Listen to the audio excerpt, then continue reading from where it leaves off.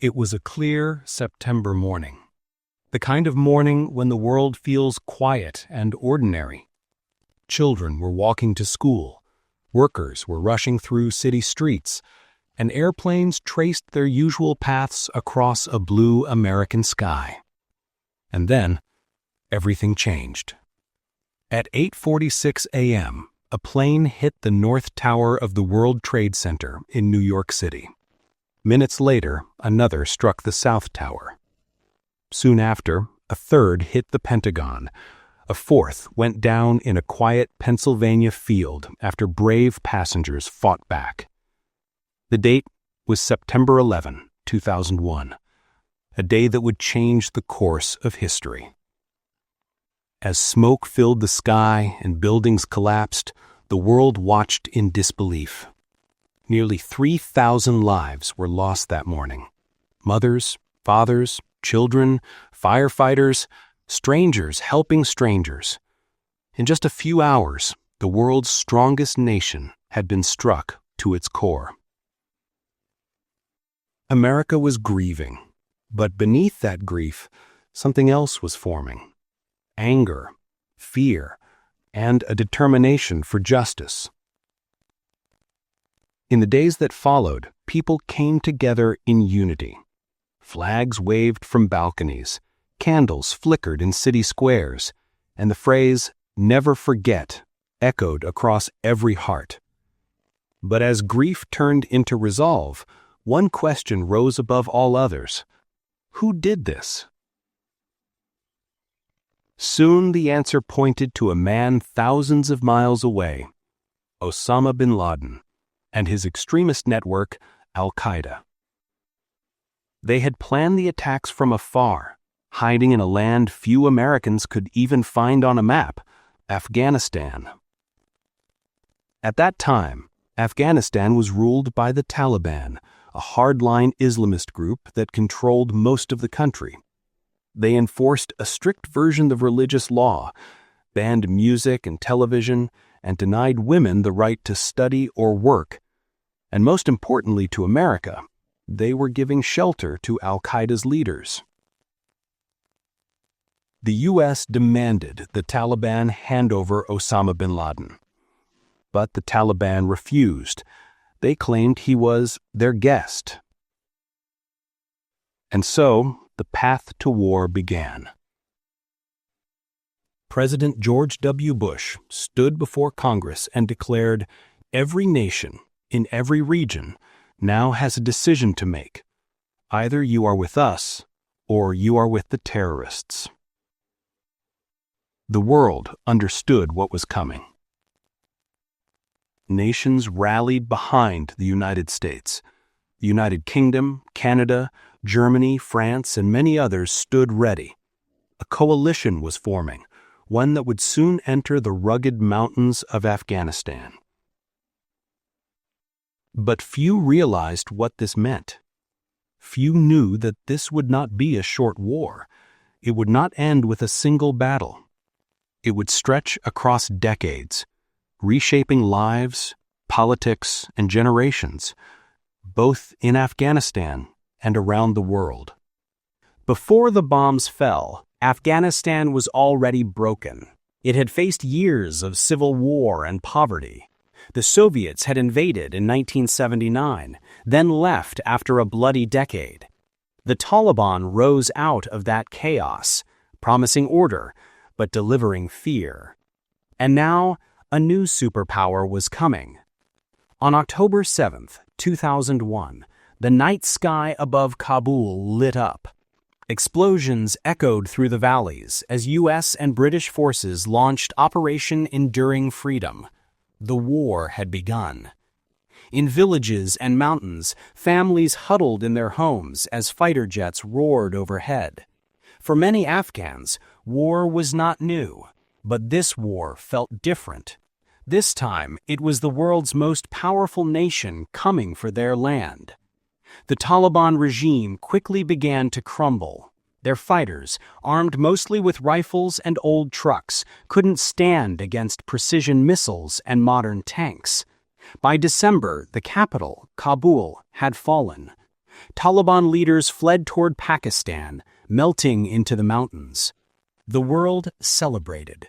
In Washington, it seemed like justice had been served. In New York, people placed flowers at memorials and whispered, "It's over." But deep in the Afghan mountains, something was stirring. Al-Qaeda was not destroyed. Osama bin Laden was still free. And the Taliban were waiting, hiding, learning. America, for the moment, felt victorious, yet the real war was only just beginning. It was easy to destroy a regime, but rebuilding a nation was another story entirely. In the months that followed, U.S. soldiers walked through villages, handing out food and water. They played with children, built schools, and spoke about peace. Afghan families looked at them with mixed feelings, some with hope, some with fear. For the first time in years, girls began returning to classrooms, music returned to radios, and there was a fragile sense of freedom. But beneath that surface, old wounds ran deep. Tribal divisions, corruption, and the scars of decades of war were not easy to heal. The U.S. government believed democracy could take root. They helped form a new Afghan government under Hamid Karzai. Billions of dollars began pouring into the country. Roads were built, cities grew, and international aid arrived in waves. It looked like a new dawn, but shadows remained, shadows that no one wanted to see. Far away from the cities, the Taliban were regrouping. They knew the Americans would not stay forever. They waited in caves, trained in secret camps, and prepared for the long fight ahead. For the rest of the world, Afghanistan slowly faded from the headlines. Attention moved elsewhere: Iraq, global politics, the economy. But in the dust of Afghan valleys, something silent and dangerous was building once again. The spark that began on that September morning had now become a slow, burning fire, one that would not go out for 20 long years. The invasion of Afghanistan began with confidence. For America, this was a mission of justice, a mission to find those responsible for 9/11 and to make sure no such attack would ever happen again. The early months felt like victory. The Taliban were gone, cities were liberated, and the people cheered as foreign aid arrived. The world believed that Afghanistan would finally have peace. But beneath that hope, a darker truth was forming.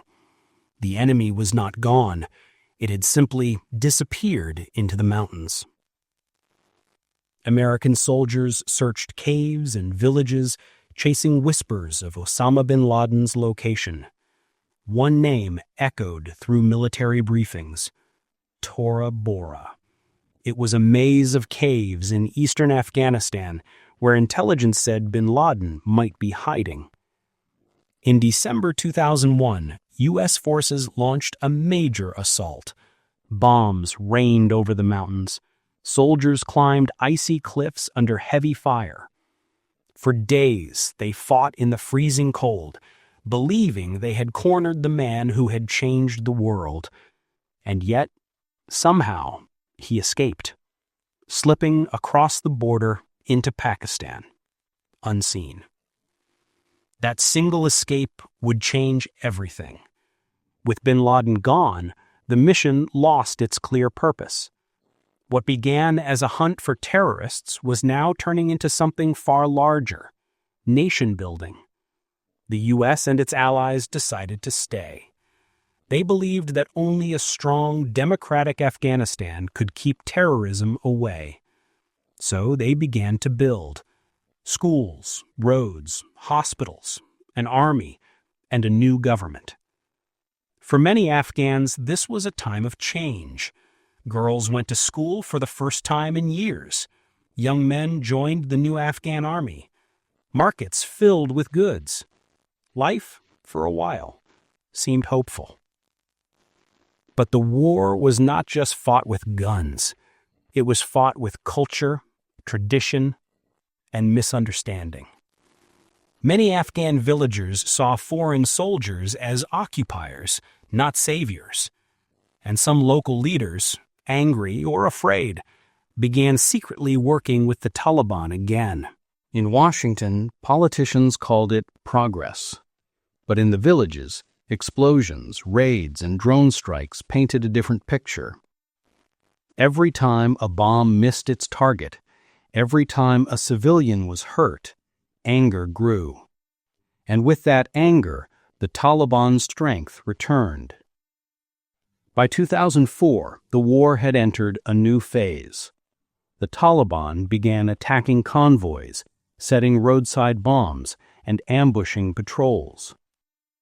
Suddenly, what looked like victory had turned into a long, endless struggle.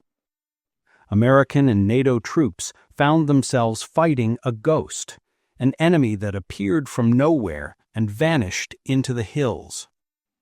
They would win battles only to lose the same ground weeks later.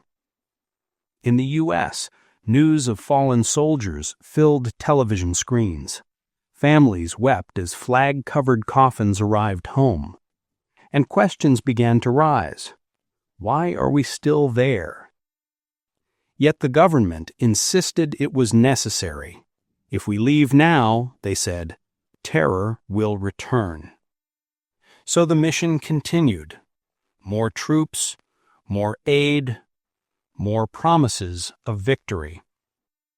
But on the ground, victory seemed further away than ever. For Afghan families, war became a way of life. Children grew up hearing drones overhead instead of birds.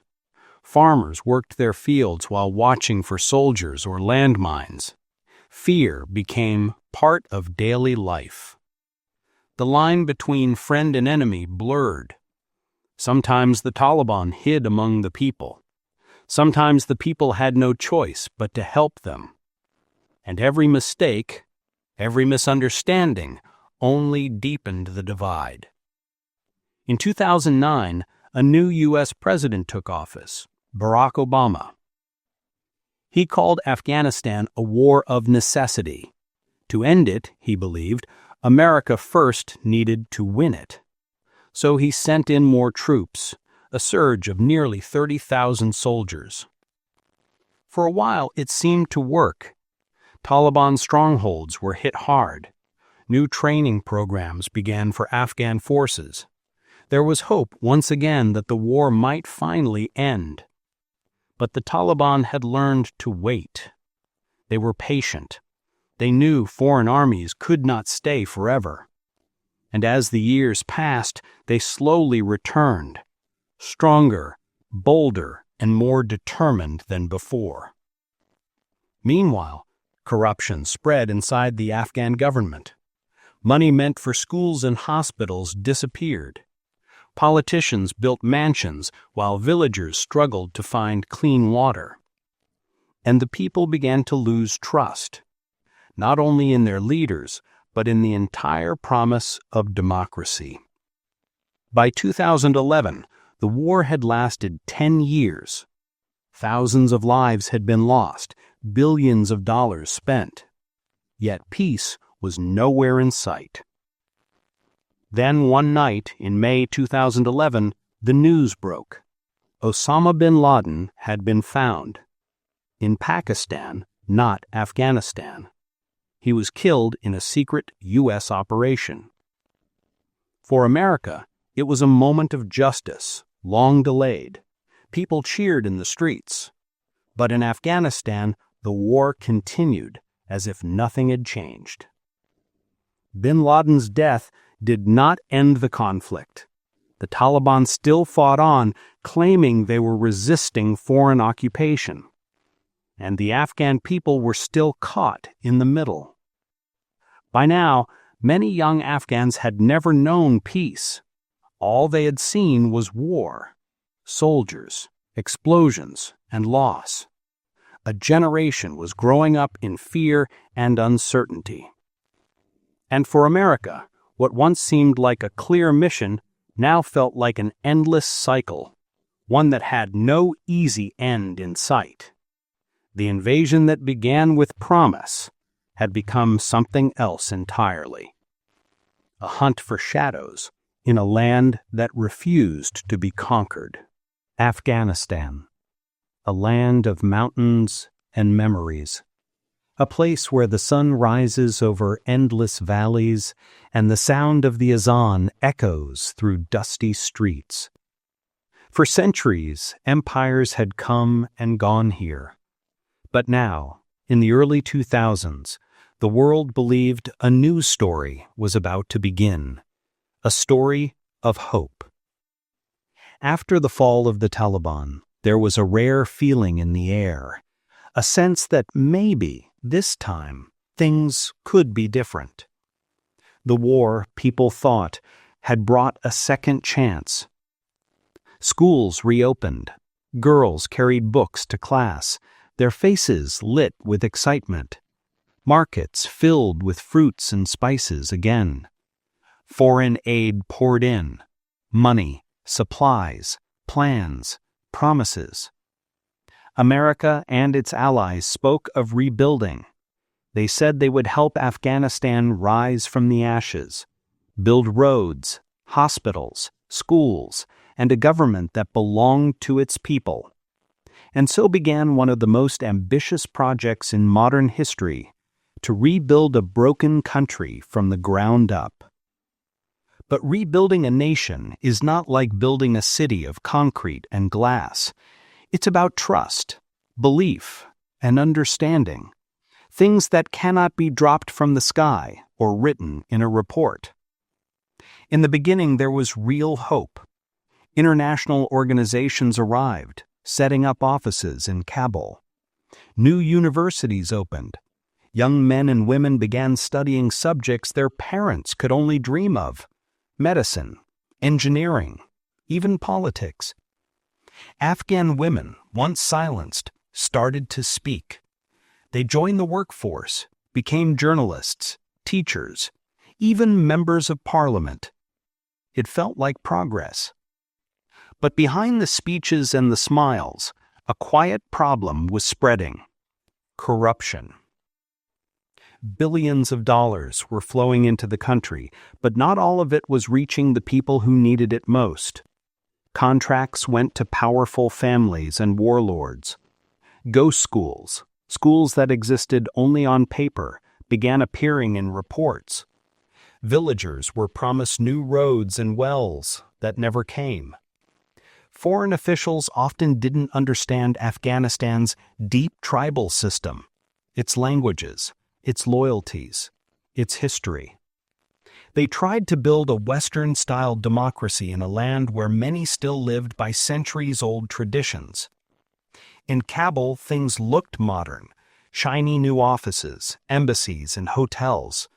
But in the countryside, life was still the same: harsh winters, dusty summers, and endless poverty. While politicians in suits made speeches about freedom, many farmers struggled to feed their children. The gap between city and village grew wider, and with it, so did the feeling of unfairness.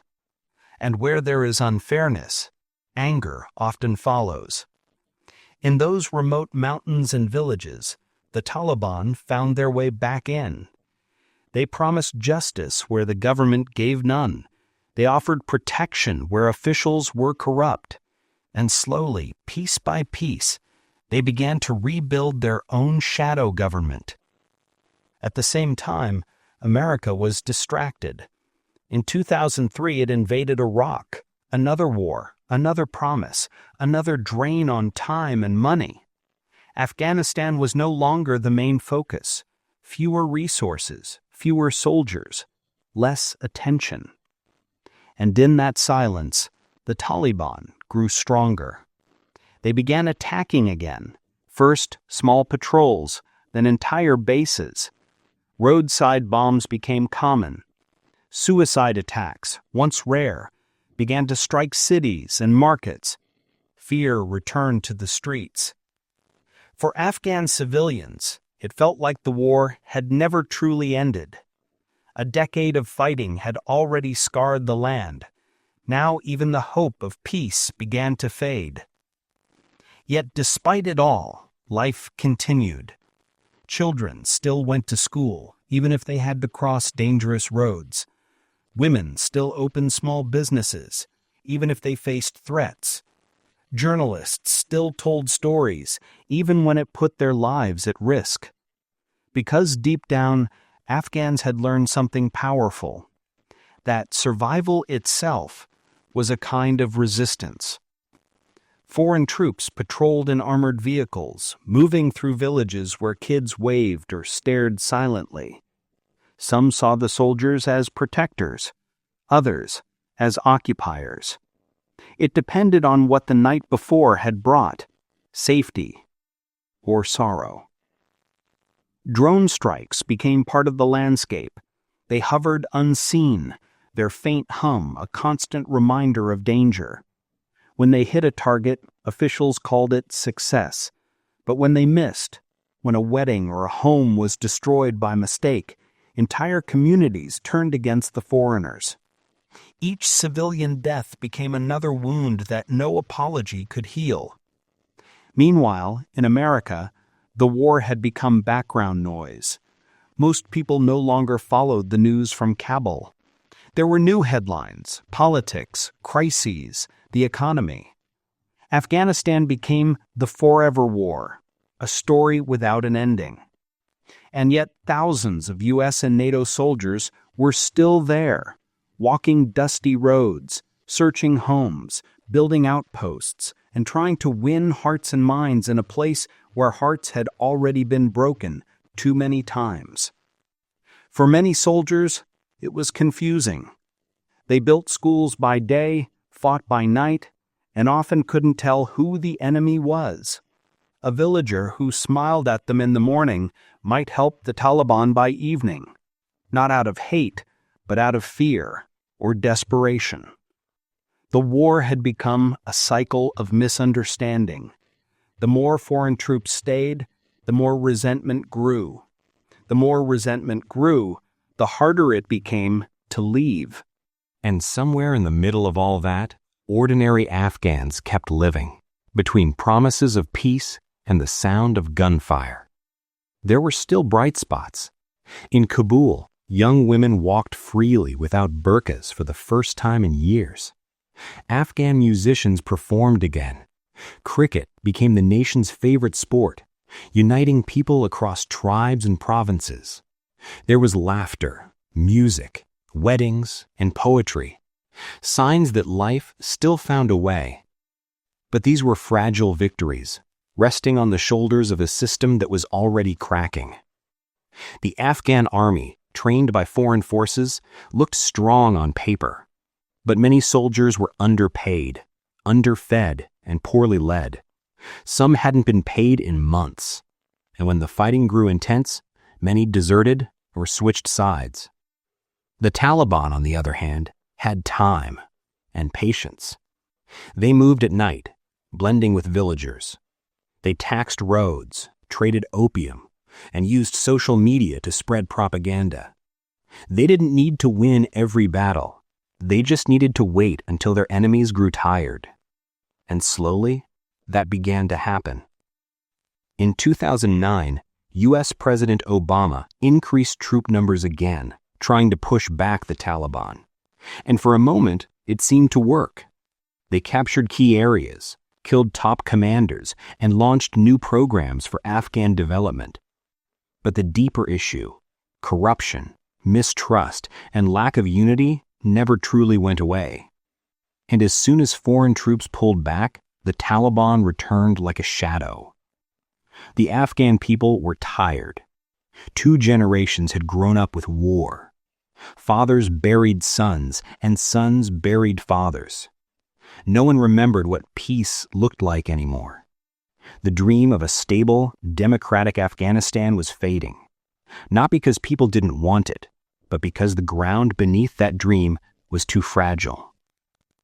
By 2014, the U.S. formally ended its combat mission handing over control to Afghan forces. Foreign troops began to leave, though thousands stayed behind to train and assist. The message was clear. It was now Afghanistan's turn to protect itself. But as the last American bases closed, fear spread again. The Taliban launched new offensives, capturing villages and provinces one by one. They attacked schools, convoys, and government offices. And in many areas, they ruled once more, not by democracy, but by fear. For the Afghan people, it felt like history was repeating itself. After all the promises, all the sacrifices, and all the hope, the same darkness was creeping back. And in the eyes of a young Afghan girl walking home from school or a farmer tending his crops, one question hung heavy in the air. Was it all for nothing? For America, too, the question became unavoidable. How long could they stay? How much more could they give? And what did winning even mean anymore? The war that began as a fight against terrorism had become a struggle to hold on to meaning itself. Behind every statistic was a story. A child who lost a parent. A soldier who never returned. A village that vanished under rubble. And as the world looked away, Afghanistan once again became a place of whispers. Stories of hope, sorrow, courage, and loss, carried by the mountain winds. The dream of building a nation was beautiful, but somewhere between politics and promises, it had begun to fade. And soon, the world would learn that dreams built on fragile ground rarely survive the storms that follow. The war in Afghanistan had now entered its second decade. The early dreams of peace and democracy were fading, replaced by fatigue, frustration, and grief. What had once been called a mission of freedom was now simply the longest war. A generation of soldiers had grown up fighting it, and a generation of Afghan children had grown up beneath its shadow. By 2015, the sound of explosions had become as ordinary as the morning call to prayer. In Kabul, shopkeepers opened their stores knowing they might never come home. Children went to school, glancing nervously at the sky. And in the mountains, families prayed for a night without gunfire. For those who had fought from the beginning, the war no longer felt like a story of good versus evil. It was something else, something endless. A war without victory, without peace, and without clear purpose. The Taliban were no longer a broken force hiding in caves. They were organized, disciplined, and patient. They attacked military outposts, ambushed convoys, and infiltrated cities. And while they fought with guns, they also fought with fear, spreading messages, threats, and promises that reached every corner of the country. The Afghan army, trained for years by foreign soldiers, tried to hold the line. They were brave but often tired, underpaid, and outnumbered. In some villages, entire units surrendered rather than fight. In others, they fought fiercely, only to see the same ground fall days later. Every province seemed trapped in the same pattern: taken, lost, retaken, and lost again. For the U.S. and its allies, it was a nightmare that would not end. Billions more were spent. New strategies were announced. New generals took command. But the story stayed the same. The war had become like the desert wind, always there, always shifting, but never stopping. Behind the statistics were people, real lives, real pain. A soldier writing letters home, counting down the days until his return. A mother in Kandahar searching for her son who never came back from school. A farmer whose wheat fields turned into battlegrounds overnight. The world had moved on, but Afghanistan had not. For most outside the country, it was just background noise, a distant conflict too complex to understand. But for Afghans, it was their everyday. The U.S. still believed that if Afghan forces could stand on their own, peace might finally come. But deep inside the country, people had lost faith, not just in their leaders, but in the very idea of peace. Corruption spread like wildfire. Officials stole aid money. Police demanded bribes. The rich lived behind walls. The poor lived in fear. And the Taliban took advantage of that anger, presenting themselves as the honest alternative. It was not just a war of weapons anymore. It was a war of ideas, of trust and betrayal. In rural areas where government officials rarely visited, the Taliban ran their own courts and collected their own taxes. They punished thieves, settled disputes, and enforced their version of justice. For villagers who had been ignored for years, this felt like order, even if it came with fear. The war had become a mirror, reflecting the failure of all sides. Foreign troops wanted to help, but they were strangers in a land of complex loyalties. The Afghan government wanted control, but it could barely hold its own capital. And the people, caught in between, just wanted to live. By now, the faces of war had changed. Drones replaced soldiers in many areas. They watched from above, invisible, deadly, and silent. In theory, they made war safer, fewer soldiers on the ground. But for the families below, they brought new fear. Every sound in the sky could mean life or death. Children would point at the clouds and whisper, "Is it watching us?" And in those whispers, you could hear the exhaustion of an entire nation. Meanwhile, in Washington, politicians debated endlessly. How to win, how to leave, how to justify it all. Years passed, presidents changed, but Afghanistan stayed the same.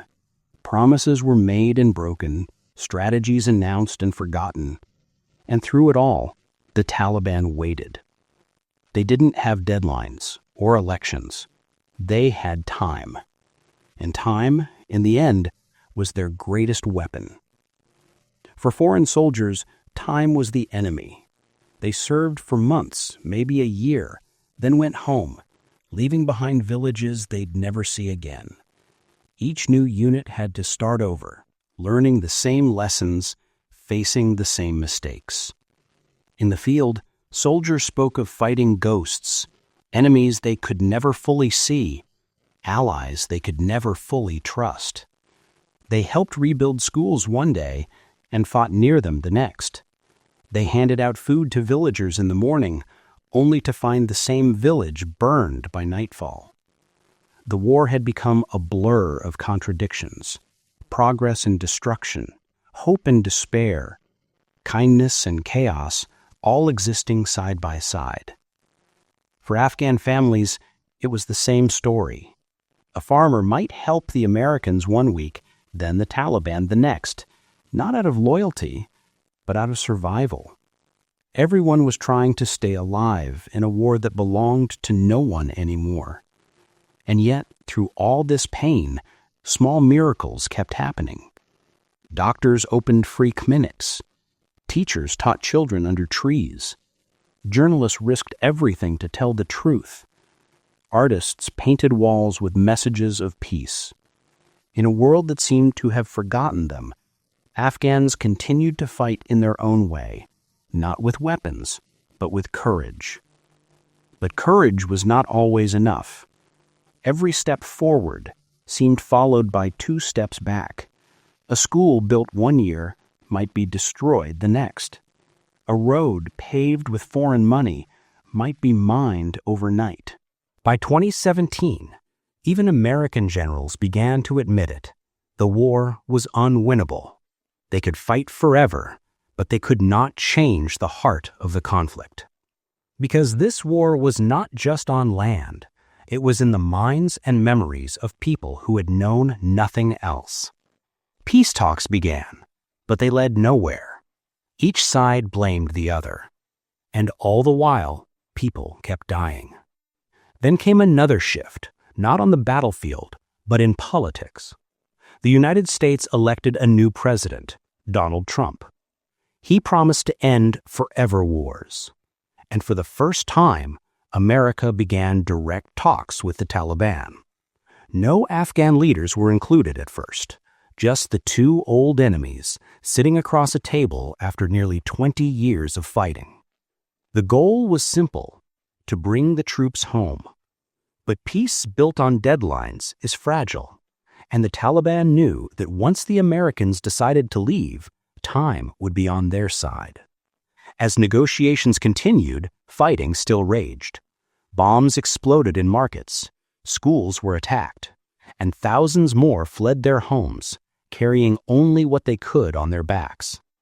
For Afghan civilians, peace talks meant little. They wanted action, not promises. But promises were all they got. And so, life went on. Children played football in streets filled with rubble. Women continued teaching behind closed doors. Men worked fields where graves outnumbered crops. Every Afghan had their own version of the war, a story of someone lost, something destroyed, or a hope that refused to die. After nearly 20 years, the war had taken everything: lives, money, trust, and yet still demanded more. The soldiers who once arrived in Afghanistan as liberators were now tired, homesick, and unsure what they were still fighting for. Many came home with scars, some visible, some not. For every soldier lost in battle, others returned haunted by memories that followed them forever. And for the Afghans, those same memories played out daily, in the streets, in the schools, in the silence of every evening prayer. A young Afghan boy once said to a journalist, "When I hear a loud sound, I don't know if it's thunder or a bomb, but I always run." That sentence, simple, innocent, and heartbreaking, summed up 20 years of war. The endless fight was no longer about winning or losing. It was about endurance. Who could outlast the other? For the Taliban, the answer was always the same. They would wait as long as it took. For the Americans, time was running out. They wanted closure. The people wanted peace. And the world wanted to move on. But Afghanistan was still standing between past and future, wounded, weary, and waiting. The dreams of the early years, of freedom, democracy, and equality, had turned into echoes. You could still hear them in songs, in prayers, in the laughter of children, but they grew fainter each passing year. And as the dust rose from another roadside explosion, and the mountains swallowed the sound of gunfire once again, one truth became painfully clear. This was no longer a war to win. It was a war to survive. And soon, even survival would be tested in ways no one could imagine. 20 years. That's how long the United States fought in Afghanistan. And after 2 decades, countless lives, and trillions of dollars, the question became impossible to avoid. When does it end? By the late 2010s, America was tired. Tired of the endless war. Tired of sending its young men and women across the world. Tired of the promises of victory that never quite arrived. At home, presidents had changed. Soldiers had grown old. And a new generation had come of age that barely remembered why the war began in the first place. It was time, many said, to come home. In 2020, after long and secret negotiations, the United States made a deal with the Taliban. It was called the Doha Agreement, signed in Qatar. Under this agreement, the U.S. promised to withdraw all troops from Afghanistan by a set date. In return, the Taliban pledged to stop attacking American forces and to hold peace talks with the Afghan government. For many, this deal was a sign of hope, a possible path to peace. But for others, it was a warning. A whisper that the U.S. might be leaving too soon, that the Afghan government, weak and divided, might not survive on its own. Still, after 20 years, Washington was determined to close this chapter. When President Joe Biden took office in early 2021, he announced that the final withdrawal would begin. The deadline, August 31st, 2021. After 2 decades, the war that had defined an era was about to end. As the summer sun rose over Afghanistan that year, something began to shift. U.S. and NATO troops quietly packed their bases. Helicopters lifted off in the early hours, their rotors echoing over empty runways. Convoys rolled out of remote outposts, leaving behind Afghan soldiers and local workers waving uncertain goodbyes. And in that silence, the Taliban began to move. Town by town, province by province, they swept across the country with stunning speed. In many places, Afghan soldiers surrendered without a fight. Some joined the Taliban, others simply vanished. Villages that had once been painted with the colors of the Afghan flag now flew the white banner of the Taliban again. Within weeks, the progress of 20 years began to crumble. By August, the world watched in disbelief as city after city fell. Kandahar, Herat, Mazar-e-Sharif, and finally, Kabul. On August 15, 2021, the capital fell without a major battle. President Ashraf Ghani fled the country. Government offices emptied, and Taliban fighters, wearing sandals and carrying old rifles, entered the presidential palace, smiling, laughing, filming themselves on phones. The war was over, but peace had not come. At the Kabul airport, chaos erupted. Thousands of Afghans flooded the runway, desperate to escape. Mothers held up babies to foreign soldiers, begging them to take their children to safety. Families ran beside moving aircraft, hoping for a miracle. Some even clung to departing planes, unable to let go, until it was too late. The scenes were heartbreaking, the images unforgettable. America's longest war was ending not with victory parades, but with scenes of panic and pain broadcast to the entire world. For American soldiers, it was a painful goodbye. Many had fought in Afghanistan multiple times over the years. Some had lost friends, others had seen the same villages rise and fall under different flags. They had trained Afghan troops, built schools, handed out supplies, all hoping it would last. And now, watching the Taliban return so quickly, they couldn't help but wonder, was it all for nothing? For Afghans who had believed in democracy, in education, in freedom, the fall of Kabul was a nightmare come true. Women who had once studied at universities now hid their books. Journalists and activists deleted their social media profiles overnight, fearing punishment. Girls stayed home, their dreams suddenly uncertain again. The fear was not new, it had simply returned. Yet, amid the fear, there was also deep exhaustion.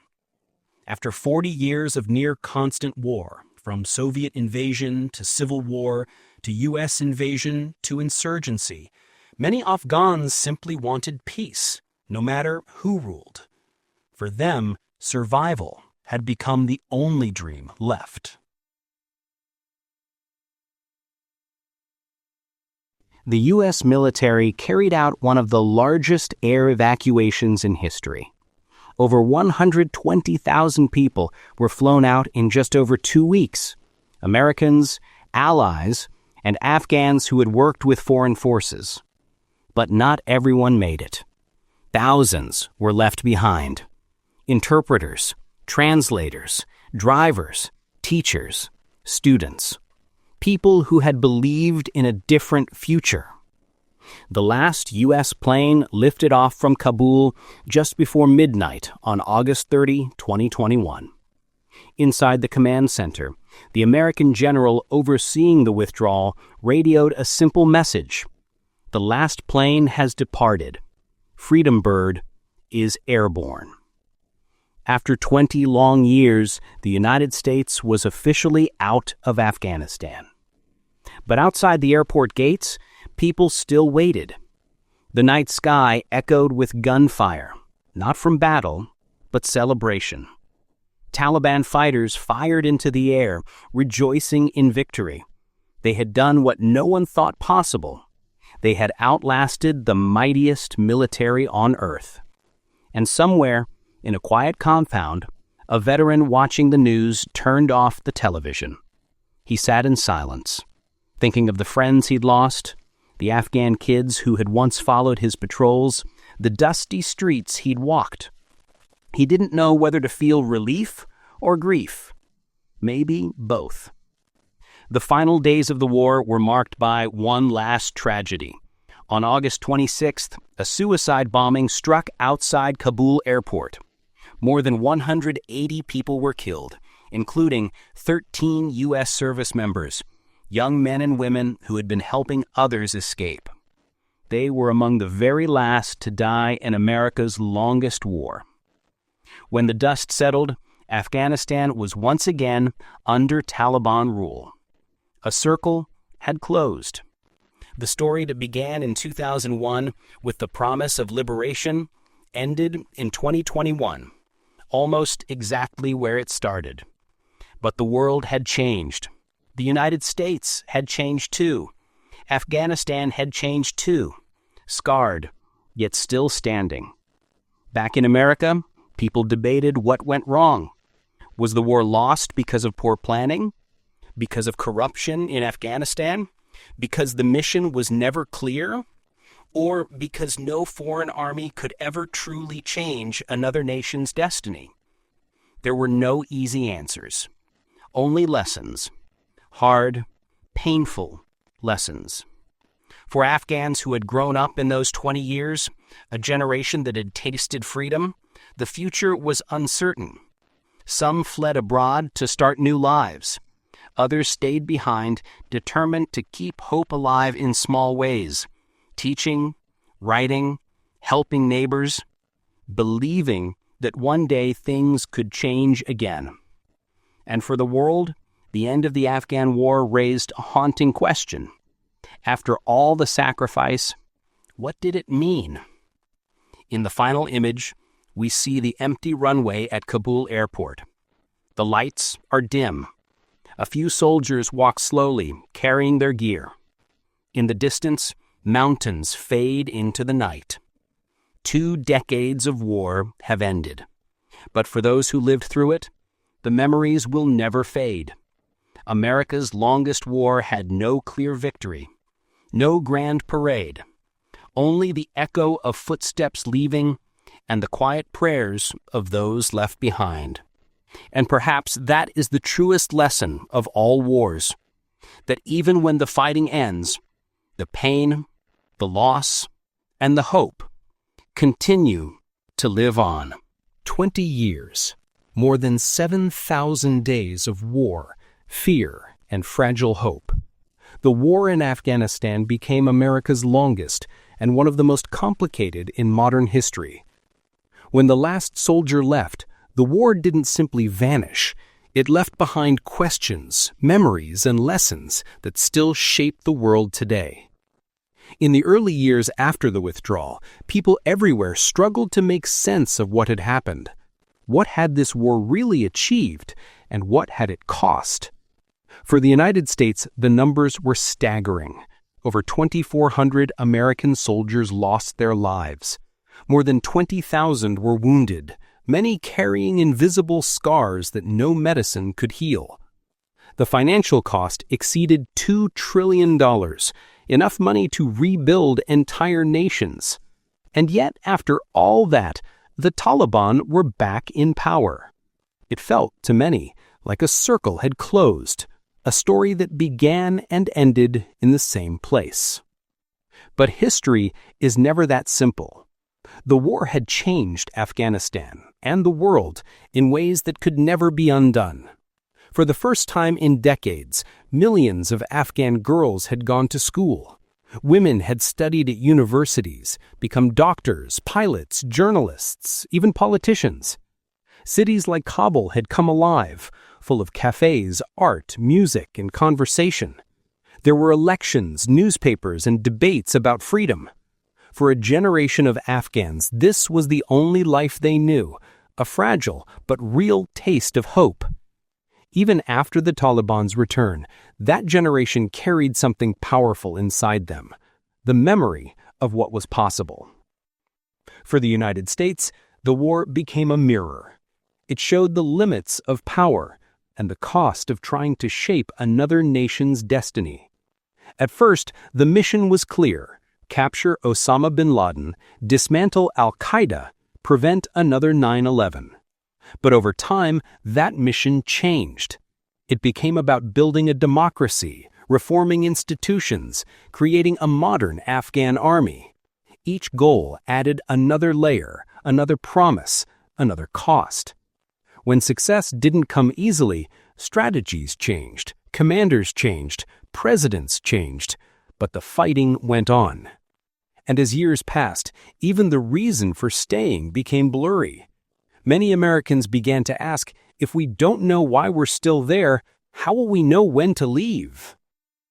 For the people of Afghanistan, the legacy was written not in speeches or treaties, but in everyday lives. Farmers who lost their fields to bombings, children who grew up surrounded by soldiers and gunfire, families divided between hope and hunger. For some, the war had brought opportunity. For others, it had brought only pain. Yet through it all, Afghan resilience shone like a quiet light, the ability to rebuild again and again, no matter how many times the world fell apart around them. There's a photograph taken in Kabul that captures the story of the war better than words ever could. A little girl, maybe 8 years old, walks through a dusty street. In her hand, she holds a small notebook. Her headscarf flutters in the wind. Behind her, a wall is covered in bullet holes. The world around her has seen decades of conflict, yet she keeps walking, because she believes there's still something ahead, something worth learning for, living for, dreaming for. That little girl represents an entire generation, a generation that refuses to give up. After 2021, the world moved on to new headlines, new crises, new conflicts. But for those who lived through the war, Afghanistan never left their minds. Many Afghan refugees found new homes across the world, in the US, Europe, Pakistan, Canada, and beyond. They brought with them stories of survival, courage, and longing. They built communities, taught their children their language, and held on to the hope that one day Afghanistan would rise again. Inside the country, things changed once more. The Taliban promised peace and order, but girls' schools began to close. Journalists disappeared. Freedom became a memory. Still, whispers of resistance continued. Quiet, brave voices speaking up for education, for art, for human dignity. Because ideas, once born, are hard to kill. The war in Afghanistan reshaped global politics too. It showed how terrorism could redraw the world map and how nations could unite against a common fear. But it also showed how wars fought far from home could last far longer than anyone expected. Many countries learned the same hard truth, that technology and power cannot always win hearts and minds, that drones and dollars cannot replace understanding and trust, and that every war, no matter how justified it may seem, leaves behind wounds that take generations to heal. The soldiers who served there, from America, Britain, Canada, Australia, and many others, returned home changed forever. Some carried medals. Others carried memories. Many carried both. They had lived between two worlds, one of safety and one of chaos. And for years, they would wake up, wondering what it had all meant. Still, among them there was pride. The pride of having served, of having believed, of having tried to make a difference, even in the smallest ways. Every war leaves behind ghosts. The war in Afghanistan left millions, not only the fallen soldiers, but the teachers, doctors, and children who never saw peace. and the memories of moments, small, human moments, that outlasted the noise of politics. A U.S. soldier sharing food with Afghan kids, an Afghan woman teaching secretly in her basement, a medic helping both friend and enemy on the same day. These moments, quiet and unrecorded, are the true legacy of the war. 20 years of fighting changed the world in invisible ways too. It led to massive advances in military technology, drone warfare, and surveillance. It influenced movies, music, art, and entire generations of thought. And it reshaped America's sense of identity from the invincible superpower of the 1990s to a more cautious, questioning nation. Some say the war made the U.S. weaker. Others say it made it wiser. Maybe, in truth, it did both. And what of Afghanistan now? The country still stands, beautiful, wounded, and proud. Its mountains still rise above the clouds. Its rivers still carve through ancient valleys. Its people still smile, still share tea, still tell stories of better days. History has not been kind to Afghanistan. Empires have come and gone, from the British to the Soviets, and now the Americans. But Afghanistan endures. Perhaps that is its greatest strength, endurance.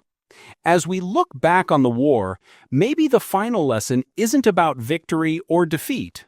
Maybe it's about understanding that no war truly ends when the last bullet is fired, that rebuilding hearts takes longer than rebuilding walls, that peace isn't made by signing papers, it's made by listening, forgiving, and believing again. There's a saying often repeated by soldiers who served there. We fought for 20 years, and in the end, the mountains are still there. It sounds simple, almost poetic, but it carries truth. The land remains, long after armies are gone. And the people, somehow, keep living. Maybe that's what humanity is, the will to keep going, even when everything else falls apart. In the end, the war in Afghanistan was not just a story about nations, leaders, or armies. It was a story about people, ordinary people caught in the tide of history. A young soldier raiding letters home, a mother searching for her missing son, a girl walking to school, clutching her notebook tight, a father rebuilding his house, brick by brick, after every bombing. Their stories will never be written in history books, but they are the heart of this war, and the heart of every war. When the last plane left Kabul, the cameras turned away, but the story didn't end there. It continued quietly, in whispers, in memories, in lessons carried forward. The war taught us that even the mightiest nations cannot shape the world alone, that hope and power must walk together, or both will fall, and that every decision made in the name of security ripples through generations. So, now, when we think of the war in Afghanistan, maybe we shouldn't see it only as America's longest war. Maybe we should see it as a reminder of how fragile peace can be, of how strong people can become when peace is taken away, and of how the world, no matter how divided, still shares one dream: to live without fear. The war began with fire and anger. It ended with silence and sorrow. But somewhere in the quiet corners of Afghanistan, a new generation still dreams of books, of music, of laughter. They carry the light forward, one small step at a time. And perhaps one day, that light will grow bright enough to heal the shadows left behind.